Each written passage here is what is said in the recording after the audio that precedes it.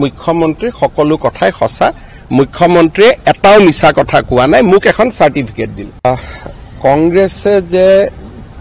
কংগ্ৰেছৰ যে গুটেই এপ্ৰোচটোৱে প্ৰ পাকিস্তান আৰু তেওঁলোকে যে ভাৰততকৈ পাকিস্তানৰ লগত তেওঁলোকৰ সম্পৰ্ক বেছি এই নিযুক্তিটোৱে তাকে আকৌ এবাৰ প্ৰমাণ কৰিলে দ্বিতীয়তে কংগ্ৰেছত ভূপেন বৰাই হওক বা আন কোনোবাই হওক হিমন্ত বিশ্ব শৰ্মাই হওক ভূপেন বৰাই হওক যিকোনো সৰু ঘৰৰ পৰা থকা মানুহ বা সৰু ঘৰৰ পৰা ওলোৱা মানুহ যে ইয়াত ৰাজনীতি কৰিব নোৱাৰে সেই কথাটো আজি নিযুক্তিটোৱে আকৌ এবাৰ প্ৰমাণ কৰিছে মই আজিৰ পৰা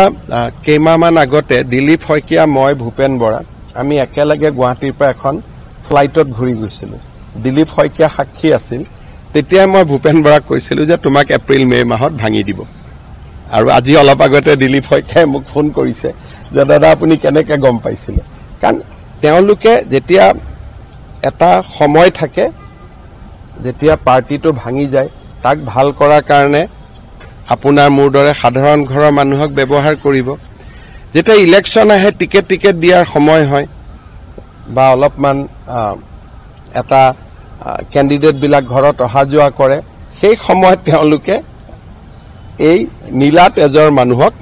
লগত লয় কিন্তু আমাৰ কাৰণে এটাই ভাল যে এতিয়া 10 ছেপ্টেম্বৰত যিখিনি কথা প্ৰকাশ পাব তাৰ পিছত মই ভাবো যে গৌৰৱ গগৈ এজন ব্যক্তি হিচাপে আগতে উত্তৰ দিব লাগিলহেঁতেন সংসদ হিচাপে উত্তৰ দিব লাগিলহেঁতেন এতিয়া গোটেই পাৰ্টিটোক লৈয়ে ডুবিব গতিকে ভাল কথা আমাৰ কাৰণে সহজ হৈ গ'ল পাৰ্টিটোক লৈয়ে ডুবিব গতিকে আমাৰ কাৰণে বহুত সহজ হ'ব ৰিপুন বৰাই 4টামান বহুত আচৰিত কথা কৈছে এটা কৈছে যে গৌৰৱ গগৈৰ পৰিয়ালত 4জন মানুহ তাৰে 3জনেই ভাৰতীয় নহয় প্ৰথম তেওঁ সেইটো কৈছে কিন্তু নহয় বুলি ক'লে নহ'ব নোহোৱাৰ প্ৰক্ৰিয়াটো মই কম 10 তাৰিখে তেওঁ প্ৰথম কি ক'লে যে গৌৰৱ গগৈ ল'ৰা ছোৱালী দুটা ঘৈণীয়েক 4জনৰ এটা পৰিয়াল তাত 3জনেই ভাৰতীয় নহয়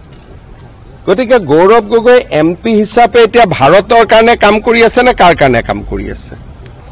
2 নম্বৰ ক'লে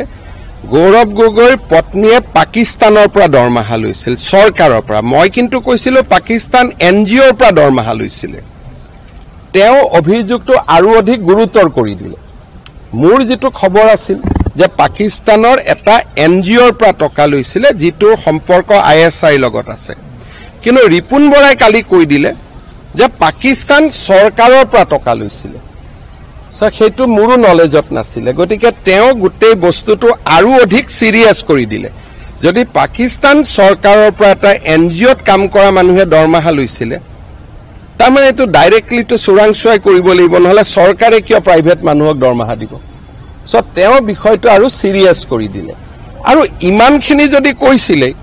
থাৰ্ড পইণ্টটো কৈ দিব লাগিছিল গৌৰৱ গগৈ 15 দিন পাকিস্তানত কি কৰিছিল বুলি তাতটো কাজিৰঙাও নাই মানসো নাই গতিকে লগত সেইটো কৈ দিলে লেঠাটো মৰিয়ে গ'লহেঁতেন গতিকে কালি ৰিপুন বৰাৰ বক্তব্যখিনিয়ে প্ৰথম এইটো প্ৰমাণ কৰিলে যে তৰুণ গগৈ 2টা নাতিনীয়েকে ভাৰতীয় নহয় আৰু মই যে কথাবোৰ মিছা কৈ থকা নাছিলোঁ ৰিপুন বৰাই কালি এখন প্ৰেছ কনফাৰেন্স কৰি এইটোকে বুজালে যে মুখ্যমন্ত্ৰীৰ সকলো কথাই সঁচা মুখ্যমন্ত্ৰীয়ে এটাও মিছা কথা কোৱা নাই মোক এখন সাৰ্টিফিকেট